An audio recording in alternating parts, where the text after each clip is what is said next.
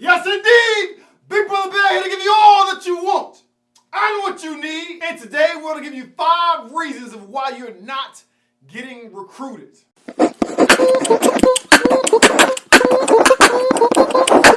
Hoop loudy. Today I'm going to get into 5 reasons of why you're not getting any college recruitment letters. But if you change these things, things could change for you. Number 1. One of the reasons you're not getting letters from college coaches is because you're being too specific. Being too specific will kill you. Listen, I know what they tell you as far as when you plan, when you come up with your vision board, and you got to make sure that you got to be precise. You got to be laser-like focused. You got to know what you know, what you want to get out of life and go after it. And I dig that. I really do. But when it comes to colleges, in particular, and especially when it comes to college scholarships, that may not work. It may not work because college scholarships are already tough as it is. And I don't want you to up the ante and put all these boundaries around something that's a gift in the first place. What if the school that you want doesn't happen, but right over the fence that you fenced off as far as your boundary, a school like that works? Some of you come in this game and y'all have boundaries like, it has to be the school that my dad went, it has to be the school that my mom went, it has to be a school in this state, it has to be a school in this region, it has to be a school in this, it has to be a Division I school. That stuff does not matter. Listen, when it was time for me to find a 4-year school, nobody was checking for me. Nobody was saying, hey, Bell, hurry up and come to our school. We've been waiting all day for you. Just come on in, Bell. We got everything waiting for you. That did not happen for me. Do you know what I had to do? I had to print off my doggone transcript, get some film, go from school to school to school. Now, granted, these schools showed me some interest when I was in junior college, but I went from school to school to school because I had sat out for 2 years and no one knew my name. I didn't have any boundaries of where I went. They could have had me playing doggone Anchorage, Alaska. If you were, my whole motto back then, if you're paying, I am staying. Ain't no way I'm gonna dig in my pocket if I don't have to. Now, if I have to, I will, but I'm gonna exhaust every option that I can before I have to pay. That's the mindset you need to have. Everybody's not going to get a full ride scholarship. I don't want to gas you up into believe that it's just so simple to do, because it's not. But you cut your chances down tremendously from getting a scholarship or even getting recruited at all if you have this laser-like focus, like it's Duke or nothing. It's ACC or nothing. Big 12 or nothing. Big East or nothing, player. ESPN or nothing. You know what you're going to have? Nothing. Number 2, you know when you're in school and there's a test and you wait till the last minute to study for that test and then you get your results back from the test and you do horrible? You ever got that feeling? Well, recruitment process is the same thing. Don't wait till the last minute in order to start working on your game to be prepared for something like that. A lot of people are waiting until their senior years, worried about why they're not being recruited, but they hadn't started working until their senior year. This thing is something you have to map out years previously.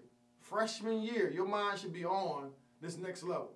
It's not just like I think I'm just going to go and get a scholarship. I'm telling you, it's tough.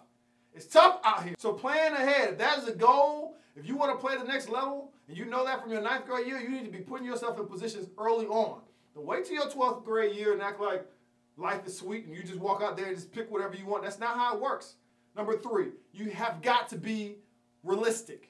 When I came out of high school, my coach asked me what school I wanted to go to, and I said, I want to go to the University of Kentucky. That is the place that I want to be. I had my mind made up. I had the laser-like focus. I had my blinders on, much like we talked about. That's where I was going to go, right? Well, my coach let me down easy and said, well, Bell, you didn't qualify for Division I out of high school. But the real thing he should have said to me, I think he was trying to let me down easy, but the real thing he should have said is, Bell, you ain't going to no doggone University of Kentucky. Are you serious? You are a 6'4" on a good day, 6'3", power forward, small forward. You're not going to play for Tubby Smith. It's just not going to happen. I'm sorry, SEC is not. They're real out there, and you ain't that. You ain't that. You need to be thinking about what's better fit for you and not just what you've seen off TV. And I'm going to give you that same advice. I'm not trying to be a dream killer. You know, I'm Big Brother Bear. I love you. I want the very best for you. But what I don't want you to do is be so specific and not be realistic from where you are at right now. Don't tell me where you're going to be in the future, Where are you at right now, skill level? And that's tough to do. Sometimes people just can't be honest with themselves. They can't be honest with yourself. But if you can be honest with yourself and you can ask yourself the tough questions, where am I at right now as a senior, as a junior, then you'll be in a better position. But if you blow smoke in your own face, you're going to embarrass yourself. And if you don't trust yourself to be realistic, ask someone you trust. But let me tell you something before you run out there and go talk to your mama. Don't talk to your mama, okay? She's not to be trusted. Don't talk to your dad. He's not to be trusted. Don't talk to any of your friends. They are not to be trusted. You need to talk to somebody that's not biased. All those other people I named, they love you. They want the best for you. Like, yeah, man, you're going to play for the Lakers. You're going to play with the Lakers next year. Look, dude, I hope you do play for the Lakers next year. But I'm focused on right now. You may grow and blossom to be the player that you want to be in the future. That's great. And I know what you're thinking. You said, Bell, well, if I go to this Division II school, Division III school, JUCO, NAIA school, the Milwaukee Bucks won't even know I exist, man. I'll never get drafted. Bell, you're setting me up for failure. And what I'm saying is, if you're good enough, they're going to find you regardless. So be realistic. Where are you going to be next year? Be realistic. 4 kind of goes with 3. And this one is, you're too prideful. You feel entitled. You feel like somebody owes you something. The game owes me because I put in work. I worked hard, dog. Listen, all that bull crap they be trying to sell you, it's not factual, dude. I don't care how much time you put in the game. The game doesn't owe you anything. The game will move on without you, right? They still playing basketball games without Kobe Bryant, right? They're still playing basketball games without Michael Jordan, right? They're still playing. Like, they don't stop and say, oh, since Michael Jordan's not here, we can't sell tickets. Wrong. The game will move on without you. So if you get stuck on the path of how much work you put in, it's only going to be a stumbling block for you. 5. We're going to do more than 5. I got 2 bonuses I want to throw in after this. But 5 is, you're just not good enough right now. Okay? You're just not good enough right now. All right? I'm not a dream killer. You can be good, better as you continue to work on your game. But just right now, maybe you're not getting recruited because maybe ain't nobody checking for you like that. And that's fine. You shouldn't feel bad. When I came out of high school, I'll tell you, if you haven't watched my Storytime with Bell series, my first one, how I got my college scholarship, that'll tell you my story. I wasn't heavily touted coming out of high school. The only reason I got a chance because my high school coach had a relationship with a junior college coach who they had already had a player come from my high school to that junior college to go on to the University of Wyoming, and they gave me a shot. It wasn't because I was McDonald's All-American, can't miss, #1 draft pick. Are you kidding me?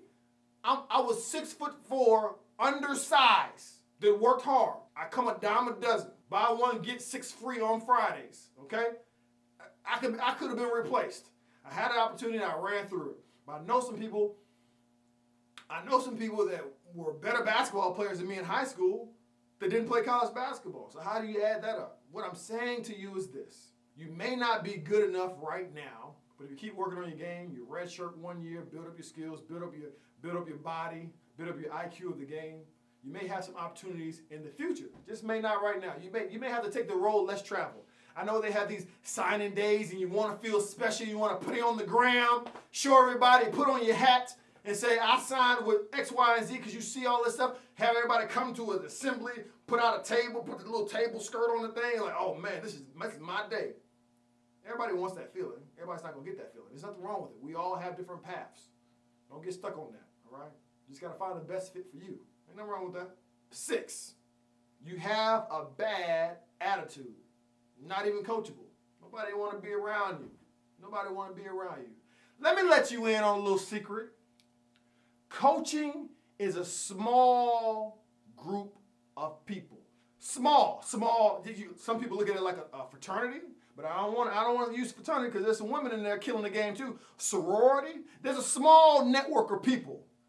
Think about it. If you're a coach and you've stood the test of time and you've been in coaching for 7 years plus, 10 years plus, 15 years plus, either you know another coach or you know someone who has contact with that coach. You've seen this person at a camp.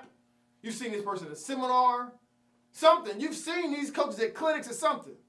And that's just the reality of it. So the idea that they're not talking about people that have piss poor attitudes that are not coachable, you're not being feasible, dog. They're talking about you, either for good reasons or for bad reasons. And when you come to practice, like somebody owe you something, you're not coachable, you got a negative attitude, I'm not recruiting you. No, I'm not. I'm not going to recruit you because you're going to make my program look bad. I'm not going to recruit you because I'm investing my time, my energy, and my money in you. When you put that jersey on for this university, you represent me. We got boosters that's second guessing my doggone leadership because you out there showing your behind. I can't have that, not as a coach. So you got to clean this mess up. You not being coachable, you having a negative attitude, nah, son, that's not going to work. That's not going to work.